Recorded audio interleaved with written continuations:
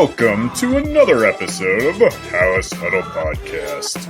Here are your hosts, Rob Schwartz and Justin Onayemi, two Bears fans who decided talking into a microphone was better than shouting at their television.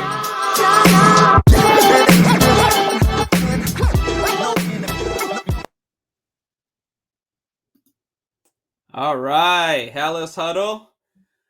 Huddle up. I'm not letting you out of here, Bob. The intro was wrong. It said it's me and Rob, but unfortunately, Bob, you're going to have to do this one with me. That's fine. I mean, hey, we started off strong within the Bears. We nailed that huddle up, I think. So That's right. That's right. Oh, well, especially when you talk about how to start, we'll get to that, but that's not the Bears' specialty. No. So real quick, let's get some of these things out of the way. This is the Palace Huddle. We're happy to have you as viewers. If you like Bears content, even in the dark days we are right now, please watch our videos, like, subscribe, comment, all those wonderful things. We do have a partner, signupexpert.com/huddle. If you're interested in wagering on games, don't go with the Bears, but take a look at that stuff too. We're going to talk about this game as long as we can, Bob. I hope you have a bucket nearby if you feel the need. It was bad. It was really, really bad. So we'll just kind of talk about the game globally. But at one point I said to you, actually, it was at halftime when we really had to look ourselves in the mirror. I said, if the Bears don't pop, so to speak, in the second half, we might need to do like some kind of 12 bad stats, kind of like the 12 days of Christmas, but they did get enough better that I'm not prepared with that quite yet, but we're going to have plenty of those to talk about. But what do you want to say? How they start? It just, like, why did the Bears even make the trip? Like, what was the point of any of it?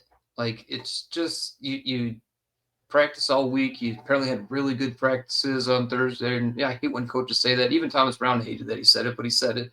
And they're like, what's the point? To go out and, was it 310 to 2 total yards at halftime? There's one of the crazy stats. What even is that? Like, that's just, I just don't even know where to begin. And it's not like it's an aberration or whatever. It's not the first time that they've just come out and done nothing at all. You know, it just doesn't make sense. Well, and the sad thing is, other than late game peeing down your leg losing, it looked the exact same as what we've seen with Matt Eberflus. I mean, to be honest, it looked worse. I mean, hey, like, you know, the word of caution, like, you know, how could it look worse than it did? Well, you're gonna call me out on that already? Absolutely. I mean, you know, you're not even gonna hold the field goals. You're just gonna give up the touchdowns, and then, you know, you can't even come back and blow it in the last 2 minutes. Like, it's just I don't want to jump too far ahead, but I just want to point out one thing. You already said, like, the stats at halftime were abysmal.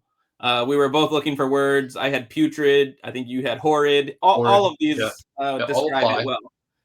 But they come out in the second half with the ball and look like they had a plan. Look like they were able to get people open. Look like they were able to get a rhythm. Now, it did take them 9 minutes to go down the field and score.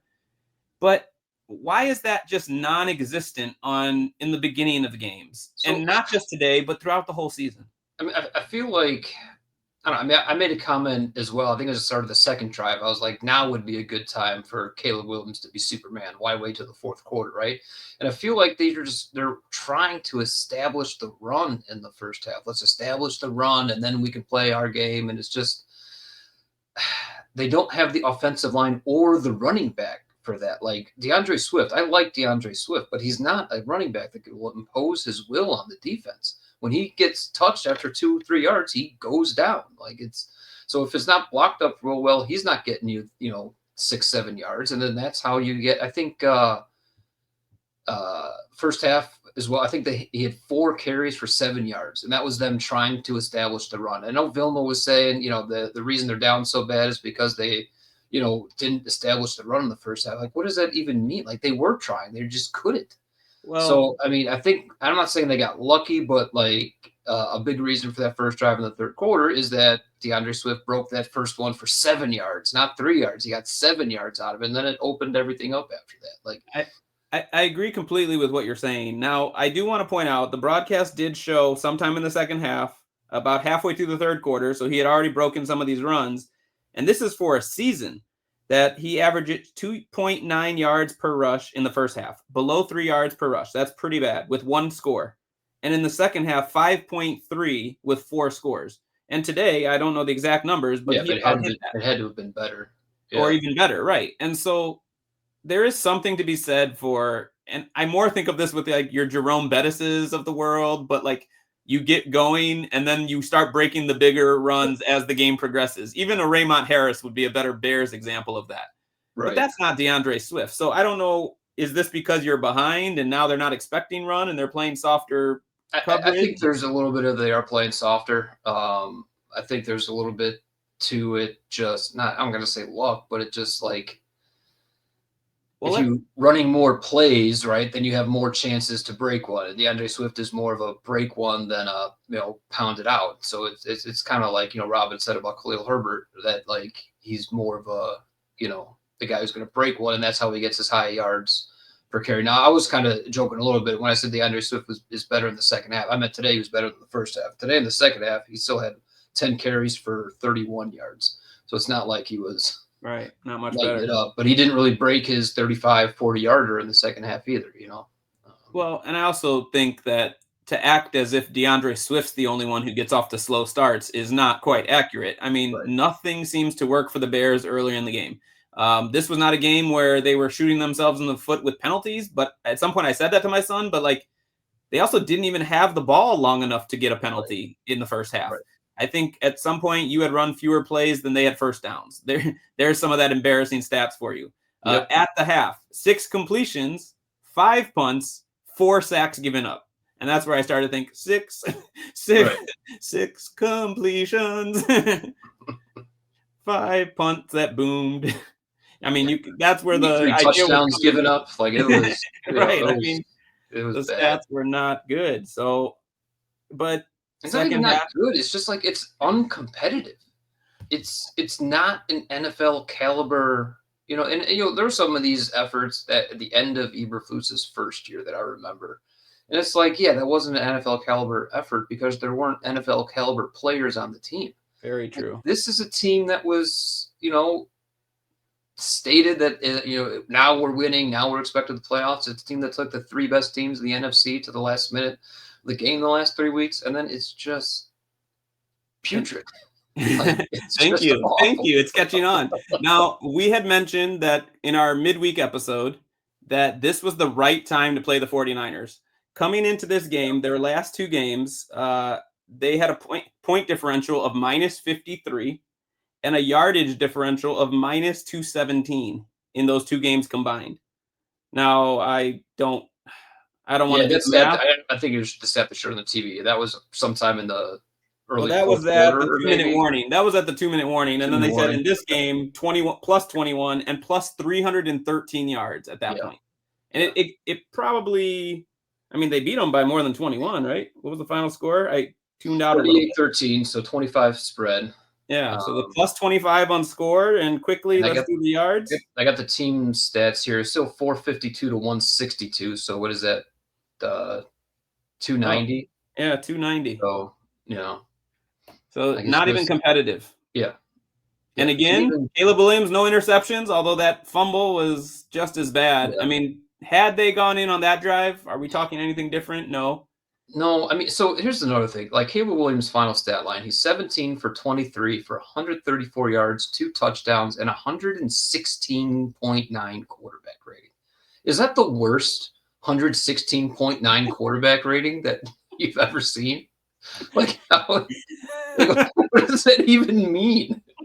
Like, you're completely ineffective for an entire half of football. Even your good drives, you weren't like lighting the world on fire. You were they were playing softer, and just trying not to give up a big play, so you were able to dink and dunk them. Well, I don't think quarterback rating does take this into account, but I'm curious.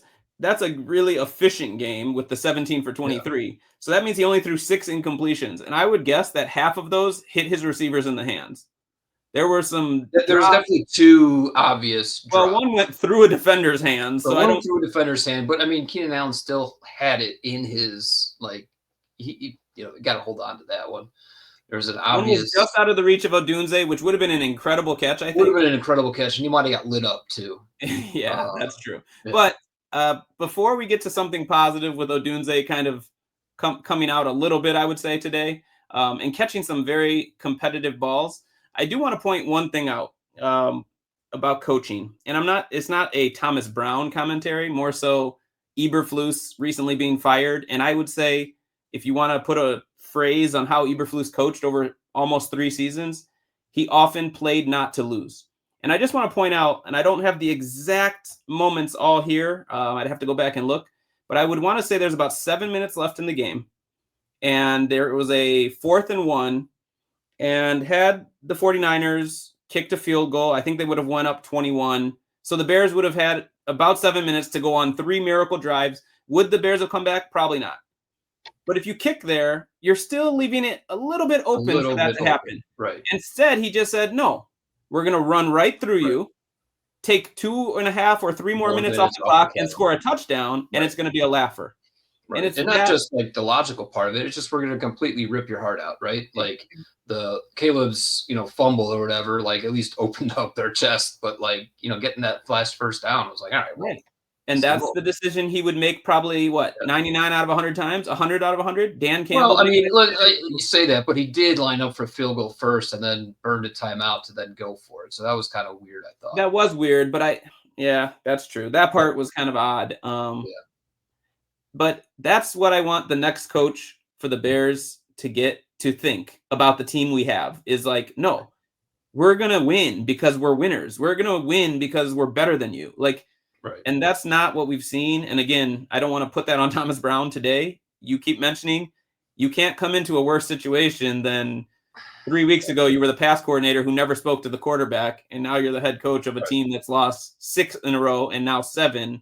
And you had no input on your coaching staff. You had no input on any of the players. I mean, look at Eberflus. I mean, bad as he was as a situational coach, like that defense was him, you know, like his players, his handpicked players, his handpicked scheme.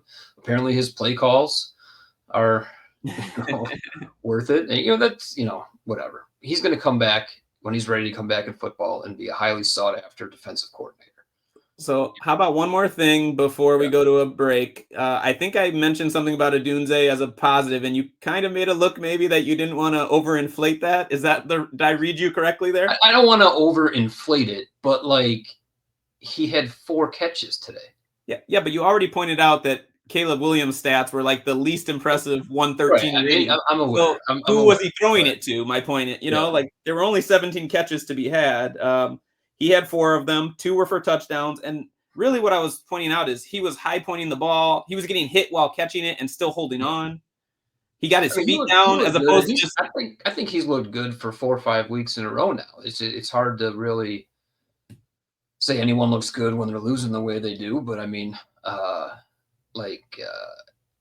I could be wrong about this, but I think he's the leading receiver on the team. Let me check. I think so. I do. A few weeks ago, surprisingly, it's quiet, but yardage wise, right? Yeah, yardage wise. No, DJ Moore's overtook him in the last couple of weeks. DJ Moore's had some big games. He's got to be neck and neck with him, though. Well, he's down by 120 yards right now. Really? Yeah. So the last couple of weeks were pretty big. Okay. Well, today they were about even, which made me think they possibly were even on the season. Yeah. I'm still very excited about the future, of having Caleb Williams with DJ Moore and Rome Odunze and even Keenan Allen. I've been kind of saying like Keenan Allen's just going to go somewhere else. Keenan Allen get away from here as far as possible. And he said a week or so ago, I forget to which reporter, but he basically said, I'm either going back to LA, Chicago, or retiring. So I guess he's not necessarily ring chasing. So that's right. And that doesn't sound like he's also going to outbid himself either necessarily. I mean, if he said I'm available to anyone who wants me, right? So at the right price, I think a guy that can get open in short yardage situations against tight coverage, that's valuable. But you want to see, like, you're kind of like a number 2, and hopefully we have 2 number 1s with Moore and Odunze. All right, well, is there anything left to say about this game? Then we can take a break and come back and do some more of this bigger picture stuff. But absolutely. Perfect timing. yeah. All right. Enjoy Okay. these ads.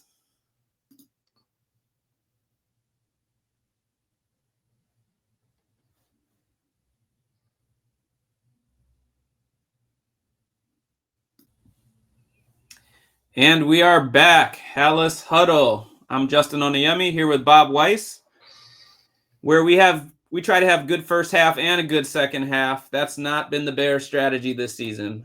This is a post-game episode with the Bears being crushed by the 49ers, 38-13. I didn't mention this. It was implied, I guess, but you had your kind of like half bye week. You played on a Thursday. You had all these extra days to hopefully get right and get prepared, and that's not what we saw. So we talked about the game in the first half, but now we kind of want to look at the bigger picture. I should rephrase that. I don't want to, but I think we have to. Right. So I mean, the first place I'll go with this is the 49ers are coming off of back-to-back games where they only scored 10 points. And then this happens where they just walk all over this defense. They're not even there. Like it's not even varsity versus JV. I don't know what it is. It's college versus Pop Warner almost. Like it's really bad. So like how worried are we that like Eric Washington is just not capable of calling the defense the same way, even as bad as some of the stuff has been with Eberflus. Like Detroit only had 16 points at halftime, only one touchdown of those, 4 scoring drives. And here is just there's no answer. It was George Kittle just wide open. Like what is going on there? So and I guess I want to put it out there that I'm definitely not saying that I'm an expert at the X's and O's of football, but the thing that baffles my mind, and this was with Eberflus as well, is consistently only bringing 4 and not really generating pressure. But when you bring only 4, you should have 7 in coverage, making it much harder for a guy to pick you apart. But it's like they're bringing 4, 7 in coverage, and yet Kittle is still wide open time and time again. And so to not make the adjustments, another thing, and we could talk about it, we texted a little bit about it, but something in goal from the 4, they hand it off to a guy who goes untouched into the end zone. Right. Who didn't even have the ball. Oh no, that one. Oh, right.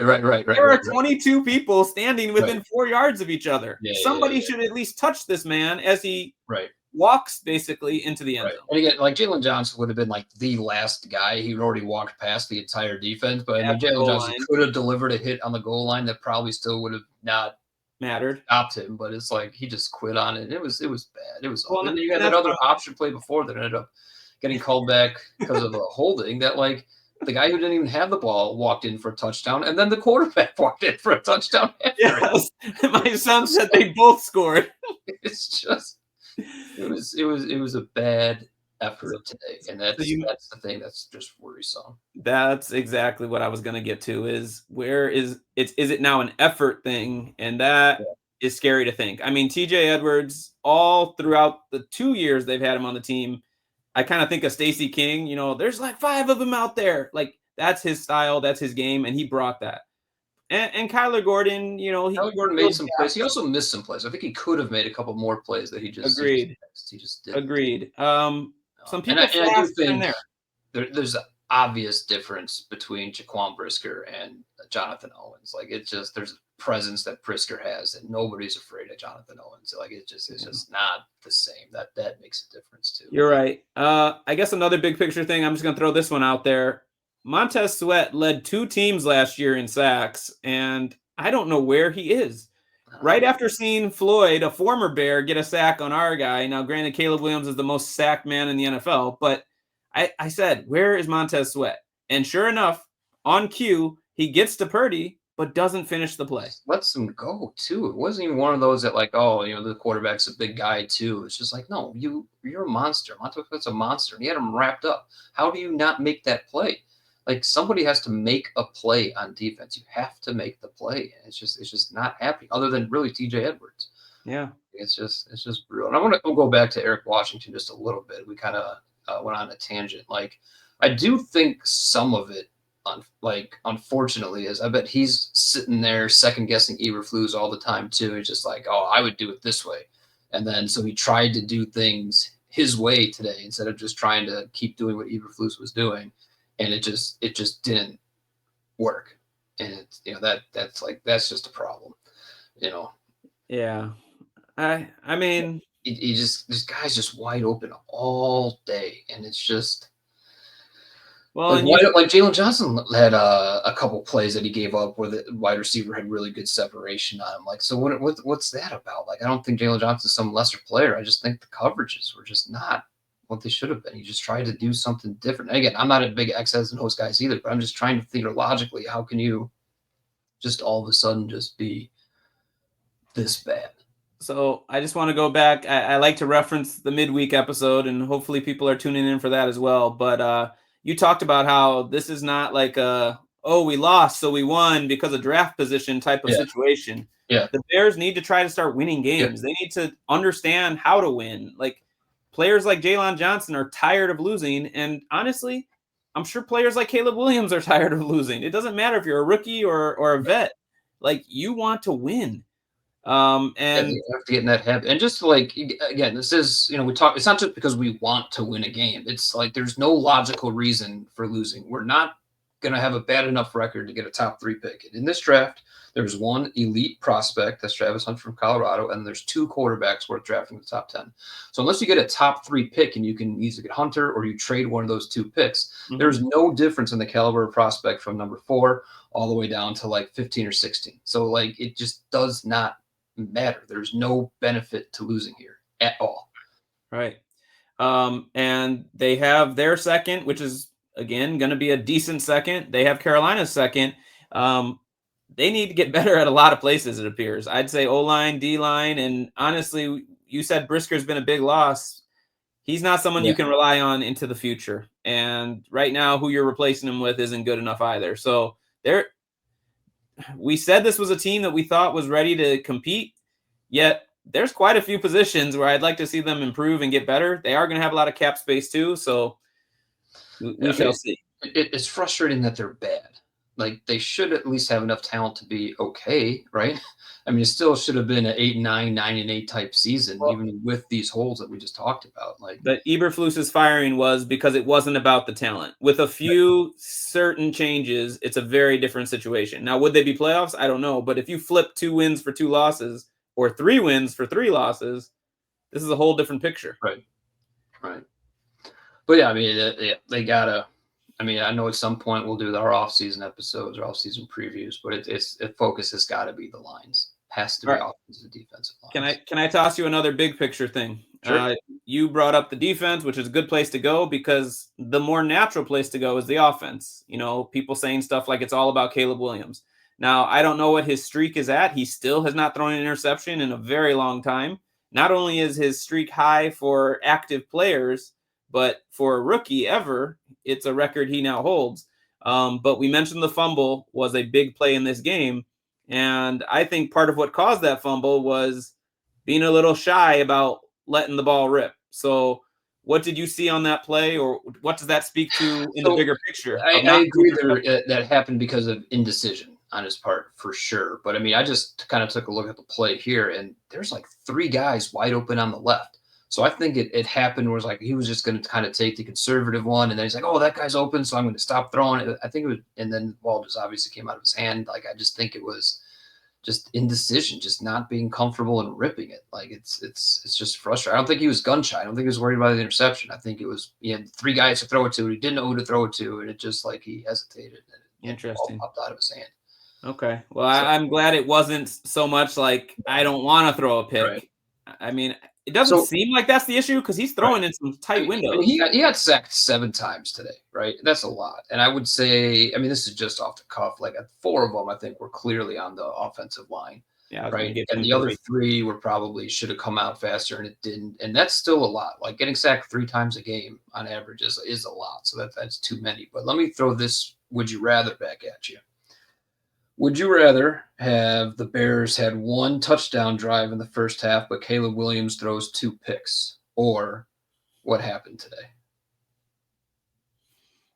I'd rather him throw 2 picks and they get a touchdown drive in the first half. Right. Okay. When the game is in Right. control, or Right. They had 0 points at half. At least if he's throwing picks but still manages to score a touchdown, he's scoring points. because again, I don't have his numbers in front of me, but his touchdowns are going up because he threw 2 more. Is he at 16 on the season? I want to say. That sounds right for 17. Okay, so let's say he has 16, and I think picks maybe only 5, which that's an awesome ratio. I mean, Right. You'll take that, but it's the points, it's the wins, it's and he's a rookie. But when you're the number 1 pick, and this is now an NFL where you go in and we try to maximize a rookie deal, there needs to be more winning. Big picture, this is what the whole second half of our show is about. You know your opponents that you're going up against, because you got the Seahawks, who you don't necessarily know, and they're going to be playing for a lot because that NFC West is very tight. Mhm. And you got your 3 division foes all again. Now, you mentioned the 3 NFC North teams are possibly 3 of the 4 or 5 best teams in the NFC. And you had all of them, not just down to 1 possession games, but one play games in all 3. So as much as we say Thomas Brown's got a huge task in front of him, how you play against them now, I think, does speak to the trajectory that you want to at least hope that you are going into your offseason with. I mean, if you lay 3 eggs like you did today against 3 teams that are in your division that you played well the first time, but if you lay eggs like that, you're 0-6 in your division this season. So what do you think, Bob? Like, what are we more likely to see? And, what's your worry level, I guess, of what we're... Oh, I'm worried. I mean, I'm very worried. Like, I've never thought that, Matt Eberflus had to lose his job. I mean, it's unfortunate to just say at that point blank, but he did not deserve to be an NFL coach anymore. He just had all the opportunities to prove that he could do it, and he failed every single opportunity. But I was never, completely convinced that, this switch to Thomas Brown, as much as I like him, as we talk about how much we like him, like is the fix for everything, right? That Lions game was not just Eberflus failing at the end. It was a bunch of things went wrong. The team collectively collapsed, right? They're still the players. And I'll just kind of say Thomas Brown again. I did watch the press conference that he had after the game, and he was still his same very direct, honest self. And it didn't make me feel any better about the game today. It was, it's like, yeah, we got our butts kicked. Yeah, you did get your butt kicked. What are you going to do about it? It's just like, You won it the press doesn't matter. Like, you make excuses or not, when you just show up and I'm sorry, we don't even show up, I guess, really. And just like, I don't even know what this was today. It's sad. And it's just like, why did they bother? And then why do we bother? Like, it's just one of those games. Well, I think we bother so that we can keep bringing the House Huddle good content. But I'm telling you, man, there were so many times I was like, do I really need to keep watching? Do I have enough? Yeah, I know. And then, the end of that Buffalo Rams game had big implications for me in UFFL. I put all my betting points on Buffalo. So I was like, should I go watch the end of that game? Like, no. I didn't see how close that got. Yeah. Last I saw was 44-35, which is pretty close, but I didn't see that it got all the way up there. Well, thank goodness it ended how it did. I'll just say that. Yeah. So, we are going to keep watching these Bears, but I think their next game is a Monday night at Vikings, third straight road game, because they did have 3 in a row at home, but it all evens out in the end. Now, you realize they have not won a game since Jacksonville, which was in London, which counted as a home game, but it was in London. So you haven't even won in the United States since who knows when. But you're going to Minnesota. It's going to be a hostile environment. I guess they're playing for playoff position, but they're just playing to kick your butt because that's what they want to do. Darnold had 5 touchdown passes today, and like you just saw what Purdy just did to this team with basically the same offense. Like, it's... I mean, that could easily be an L, right? And then now what would that be? This is 7 in a row. That'd be 8 in a row. And then you get the Seahawks coming in. No, sorry. Then you go home. You're home against the Lions. Oh, the Lions first. Okay. Right. Then Seahawks on a short week. You're on Thursday Night Football. But they're going to be playing for something. That might get flexed. Can you flex Thursday night? I don't think they can. I don't think they can, but they probably should. They're going to be playing for something, and you clearly are not. And then at Packers, the final week of the season, Packers are probably playing for something. Yeah, they're probably playing for seed and position. you're not. So it's very easy to see how you could just lose out. Yeah, no doubt. No doubt. I don't know what you're supposed to say, but I'm tossing it your way. What I was saying, no, they're gonna win a game. No, they're not. Okay, question. Until they show me they're gonna win a game, I'm not picking them to win a game for the rest of the season. Well, you just kind of answered my question, but could they win out? How unlikely is that? It's more unlikely than them losing out, but I don't think it's a 0% chance. I mean, like, I just don't know what to think of this team. It's more. Yeah, it is more unlikely than them losing out, but yeah, but they don't show up against Arizona and New England, and then they come and take those division to the last play of the game, right? They don't show up against San Francisco today. Like, it's just, you just don't know what's going to happen next week. I mean, today, I don't think it was Thomas Brown's fault that the guys didn't show up. At this point, it's the players' fault, right? Like, if they can bring some good effort and get to the last 2 minutes of a game, maybe some different game management decisions result in something different, right? So And I don't know how much this matters. I actually want to hear your opinion. I don't think we should go too much longer, but let me just hear your opinion on this. 2 out of those 4 games are primetime games because you are playing Monday night at Vikings, and then as I said, that Seahawks game is a Thursday night game. So it's the only game for people to watch. Does that matter? I mean, it matters if we get blown out. It matters to me, but like, matter in what way? I don't think the players are going to get any more up for it. Like, it didn't help them get up for the first half against the Lions. Now it did.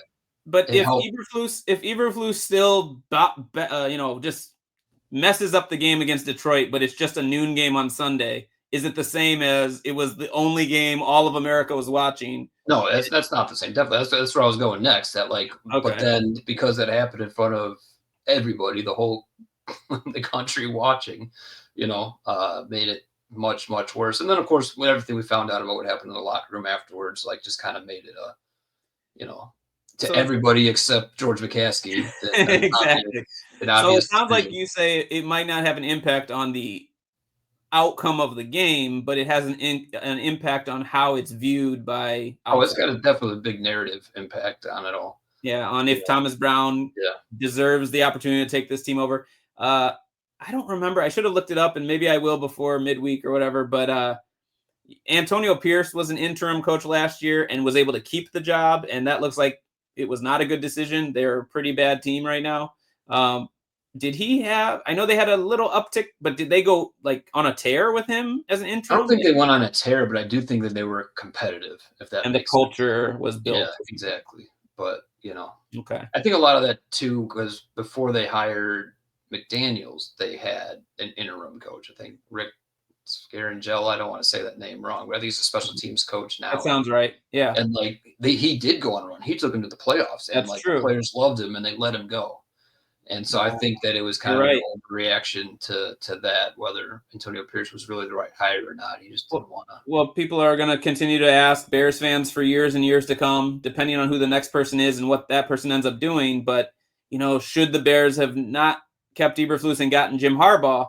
Harbaugh apparently either wanted the Chicago job or the Raiders job. There are some reports, and both, keeping Pierce and keeping Eberflus. Yeah, I mean, the Bears were never going to hire Harbaugh because they weren't going to let the Bears become the Chicago Harbaughs, right? Exactly. So I'm surprised the Raiders didn't want him in the Chargers. Like, he had to go to Raiders or Chargers where those owners would just let him run the show. Right. Well, and I took us on the wrong tangent because basically I just wanted to kind of say, last week we were talking about, is there a certain number he has to hit to get it? And I just think they need to get this an open search no matter what. But this first one doesn't look good. Yeah, no, I mean, I don't know how much. At least the price of admission for him to be just a head coach without a search is 5 competitive games, right? Right, and he's 0-1 there, so convincingly. So wait. Now, if these next 4 he's in the running, or you think this already is sorry, man? I mean, it's all hypothetical. I mean, I don't know. The search has to be a wide search in my mind. Right. Yeah, I mean, 4 competitive games probably still doesn't cancel off the search. 4 convincing wins against these opponents, I'm willing to hear that argument, you know. Okay. All right. Well, you know what you got to do, Bears, and you know what you got to do, Thomas Brown. So let's start seeing something. These shows are starting to feel so repetitive to me, like just talking about bad outcomes, bad football. That yeah, and it's just the worst. At least like the last those games Eberflus was blowing, we at least could have been like passionate about the mess ups. But like this was just like all the stats you did mention felt like garbage stats because there was no point in the game you thought they were competitive. If that drive that Caleb fumbled on had resulted in a touchdown, at least now you're thinking, all right, Had they let's gone for let the 2, defense get 10 another point game. stop. Like let's at least see what happens. I'm not saying they would have won the game, but like at least it would have been like, all right, let's keep see what happens. But, Yeah, and they were already at like the 35, I want to say. yeah, and then what they scored the touchdown like 3 plays later or something like that. Like just like real bad. So. Yeah. All right. Well, we'll have to just end on that note. I don't think there was any way this episode was going to end positive happy. to take out of this. None. One game closer to postseason coverage. Well, not postseason, off-season coverage. Off-season coverage. That's right. So I'll have to start studying. I mean, it's clear. So, all right, Bobo. Nice job. Bear down. Claws up. Claws up.